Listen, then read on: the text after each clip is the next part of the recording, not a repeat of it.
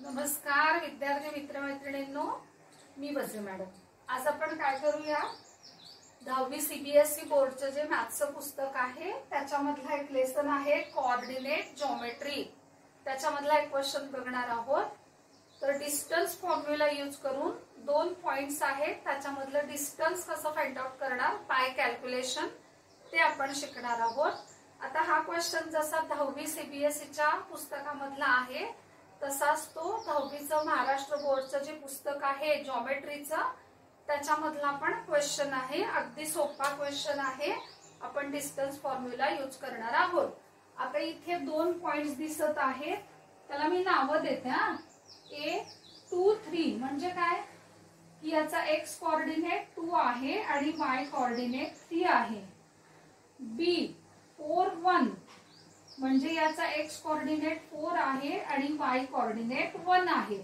मग या x ला x1 म्हणूया, त्याला x2 म्हणूया, त्याला y1 म्हणूया, त्याला y2 म्हणूया बाय युजिंग डिस्टन्स फॉर्म्युला। तर आता हे पॉइंट्स आहेत कुठले, इथे मी कोपऱ्यात आकृती काढलेली आहे डायग्राम। काय की हा x ऍक्सिस आहे, इकडे y ऍक्सिस आहे। तर हे पॉइंट्स कुठले असतील, क्वाड्रंट मधले असतील किंवा ऍक्सिस वरचे पॉइंट्स असतील। मग त्या दोन पॉइंट मधला आपण काय फाइंड आउट करणार आहोत, डिस्टन्स।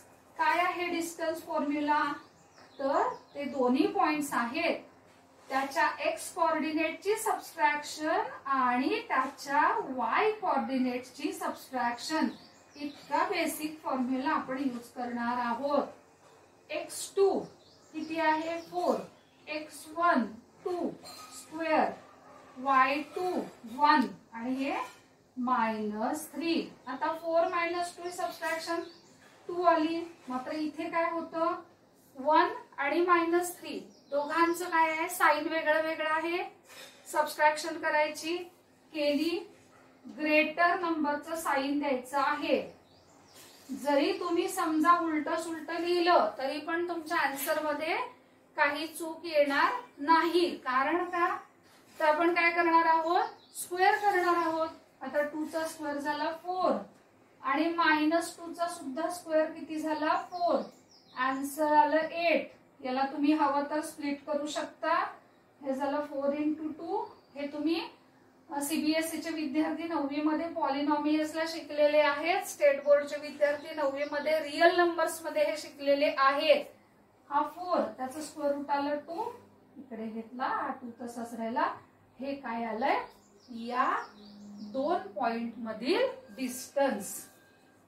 आता पुढचे पॉइंट याला समजा नाव देऊयात P -5 7, x1 आहे -5, y1 झाला 7, Q -1 3, x2 -1, y2 3। मी आता डिस्टन्स PQ काढणार आहे, x2 - x1 चा स्क्वेअर प्लस y2 - y1 चा स्क्वेअर, x2 -1 माइनस हे original sign, x1 -5 square, y2 3, y1 7। आता इथे काय झालं बघा, म्हणजे जरी तुम्ही 10वीच्या अभ्यासक्रमामधला डिस्टन्स फॉर्म्युला शिकत असला तरी काही वेळेला विद्यार्थ्यांना मॅथ्स विषयामध्ये काही अडचणी येतात। त्याचं कारण हे आहे की हा 10वीतला डिस्टन्स फॉर्म्युला एकमेव रिझन नाही की हे तुम्हाला 9वी मध्येच माहिती असायला पाहिजे। तसं इथे हे -1, हे मायनस इंटू मायनस प्लस 5, हे दोघांचे साइन वेगळे आहेत, केली सबट्रॅक्शन आणि साइन कशाचं दिलेलं आहे, ग्रेटर नंबरचं। आता हे काय झालं बरं, 4 चा स्क्वेअर इकडे झाला -4 चा स्क्वेअर, पुन्हा तेच 4 चा स्क्वेअर 16 आणि -4 चा स्क्वेअर सुद्धा 16, हे झाले 32। 32 ला स्प्लिट कसं करू आपण, 16 × 2, 16 परफेक्ट स्क्वेअर 4√2। हे काय आलेलं आहे, या दोन पॉइंट मधील डिस्टन्स।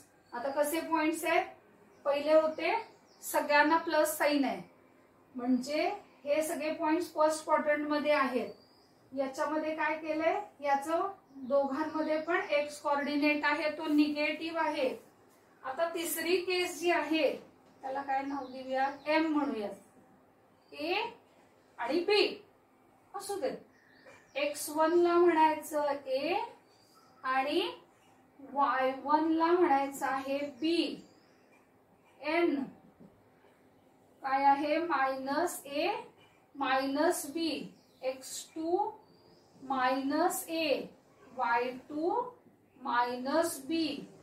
बघा distance formula, x2 minus x1 square y2 minus y1 square. आता x2 काय आहे, मायनस ए आहे, मायनस x1 काय आहे ए आणि मग स्क्वेअर. सेम y2 मायनस बी मायनस y1 आहे तो बी स्क्वेअर. हे काय झाले, मायनस ए स्क्वेअर आणि हा काय झाला, मायनस बी स्क्वेअर. बघा आता दोघांचं साइन कसं आहे, सेम आहे, म्हणजे मायनस 2a चा स्क्वेअर आणि इकडे मायनस 2b चा स्क्वेअर. हे काय झाले, 4a स्क्वेअर. इथे काय करायचंय, 2 चाही स्क्वेअर करायचा आहे, a चाही स्क्वेअर करायचा आहे. हे झाले 4b स्क्वेअर. आता इथे 4 काय आले, कॉमन आले, ब्रॅकेट मध्ये काय आले, a square plus b square. तर हा जो 4 आहे याचं स्क्वेअर रूट आपण 2 घेऊ शकतो, मात्र a square plus b square याचं उत्तर बरेचदा विद्यार्थी a प्लस b असं काढतात. तर हे असं शक्य नाही.